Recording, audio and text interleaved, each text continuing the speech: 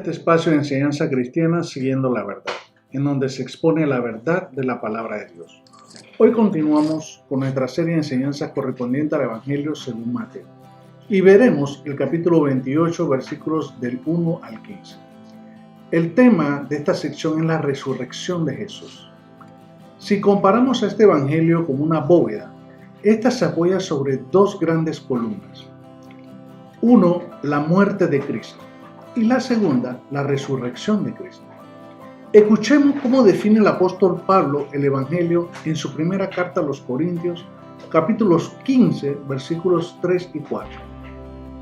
Porque yo os entregué en primer lugar lo mismo que recibí, que Cristo murió por nuestros pecados, conforme a las Escrituras, que fue sepultado y que resucitó al tercer día, conforme a las Escrituras.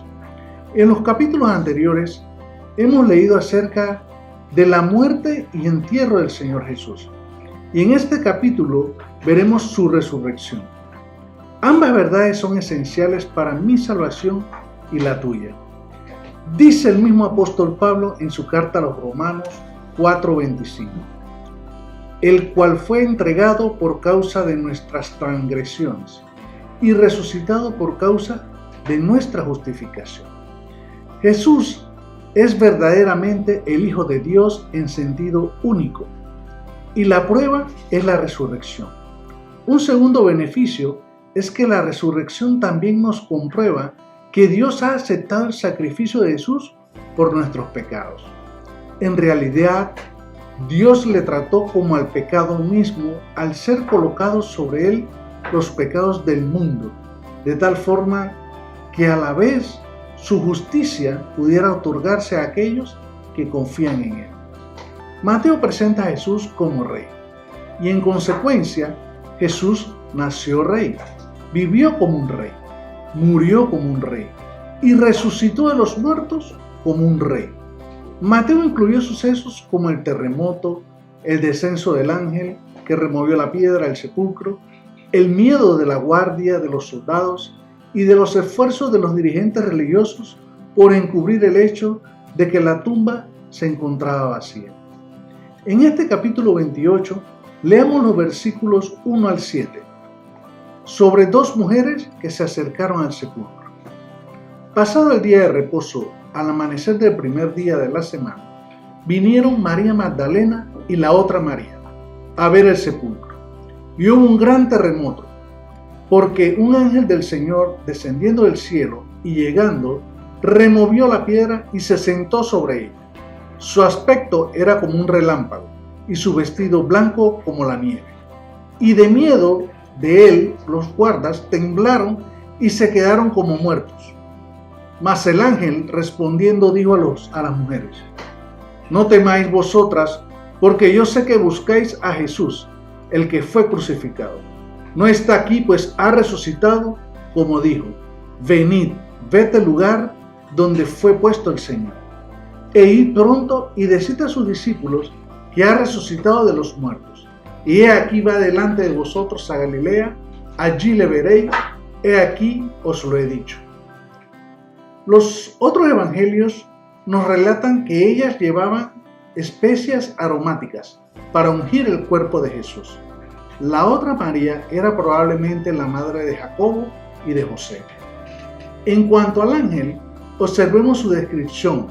Su aspecto era como un relámpago y su vestido blanco como la nieve. ¿Qué descripción del ángel? Vemos aquí las prendas celestiales. Leamos en Mateo 17, versículo 2. Y se transfiguró delante de ellos Jesús, y resplandeció su rostro como el sol, y sus vestidos se hicieron blancos como la luz. En Apocalipsis 3:5 dice: el que venciere será vestido de vestiduras blancas, y no borraré su nombre del libro de la vida, y confesaré su nombre delante de mi Padre y delante de sus ángeles. Ese eres tú y soy yo. Este fue pues el anuncio divino de la resurrección.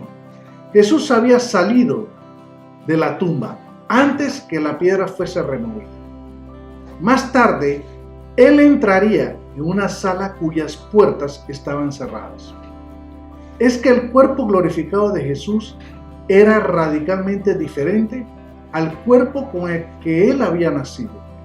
En este pasaje el anuncio del ángel se interrumpió en este punto. A partir de aquel momento, el mensaje sería proclamado por labios humanos. Pero cualquier persona que fuera a anunciarlo debía tener primero la firme convicción de la verdad de la resurrección. Es decir, que Cristo murió por sus pecados, fue sepultado y resucitó. Luego, con tal convicción, sería capaz de salir rápidamente a propagar el mensaje de la salvación. Estimados hermanos, tú y yo tenemos tal responsabilidad de difundirlo. Veamos ahora los versículos del 8 al 10, donde nos relatan la aparición de Jesús a las dos Marías. Entonces ellas, saliendo del sepulcro con temor y gran gozo, fueron corriendo a dar las nuevas a sus discípulos. Y mientras iban a dar las nuevas a los discípulos, he aquí Jesús les salió al encuentro, diciendo: salve. Y ellas, acercándose, abrazaron sus pies y le adoraron. Entonces Jesús les dijo: no temáis, id, dad las nuevas a mis hermanos para que vayan a Galilea y allí me verán. Observemos los sentimientos contradictorios de las mujeres: temor y alegría. Después Jesús les prometió encontrarse con ellos en Galilea.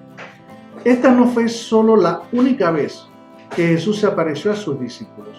Mateo no relata el panorama completo. Solo cuando vemos los 4 evangelios veremos el cuadro completo. De tal modo, Jesús tuvo 10 apariciones que nos dan testimonio de que realmente resucitó. La primera aparición fue de madrugada a María Magdalena, y eso lo leemos en Marcos 16:9. La segunda aparición fue de madrugada también a las mujeres camino a Jerusalén, Mateo 28, 8 al 10. La tercera aparición fue más tarde y se le apareció a Pedro, Lucas 24, 34. Al atardecer se le apareció a Cleofas y a su compañero camino a Emaús. Lo leemos en Lucas 24, 18. A medianoche se le apareció a los apóstoles sin Tomás en el aposento alto, Lucas 24, 36. La sexta aparición fue una semana después y se apareció a los apóstoles con Tomás presente. Lo leemos en Juan 20, 26. En Galilea a 7 apóstoles en el mar de Galilea, Juan 21 del 1 al 6. En Galilea a más de 500 discípulos en el monte, Mateo 28, 16, 17, y Pablo lo menciona en 1 Corintios 15, 6. En lugar desconocido se le apareció a Jacobo y después a todos los apóstoles. Eso lo aportó Pablo en 1 Corintios 15, 7. En Judea, Betania, en el monte de los Olivos, durante su ascensión, Lucas 24, 50 y 51. ¿Por qué estas apariciones son importantes?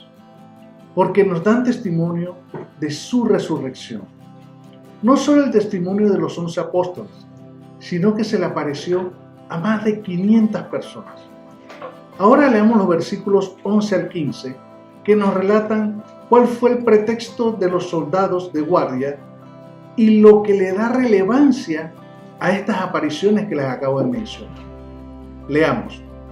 Mientras ellas iban, he aquí unos de la guardia fueron a la ciudad y dieron aviso a los principales sacerdotes de todas las cosas que habían acontecido.